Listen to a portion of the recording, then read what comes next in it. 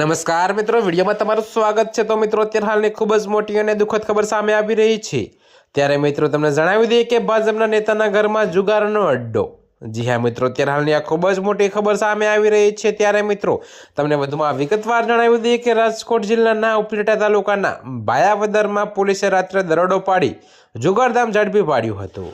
જો કે મિત્રો, આ કાર્યવાહી નગરપાલિકાના પૂર્વ પ્રમુખ તથા વર્તમાન કારોબારી ચેરમેન માયાબેન વાસાણીના પતિ અતુલ વાસાણીના ઘરે કરવામાં આવી।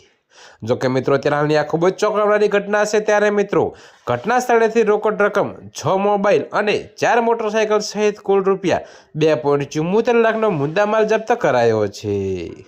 ત્યારે મિત્રો, અત્યારે હાલ માટે આટલું જ। મળીશું નવી અપડેટ સાથે। અને જો તમને અમારા વિડીયો પસંદ આવતા હોય તો વિડીયોને લાઇક, કોમેન્ટ, શેર અને અમારી ચેનલને સબસ્ક્રાઈબ કરવાનું ભૂલતા નહીં મિત્રો।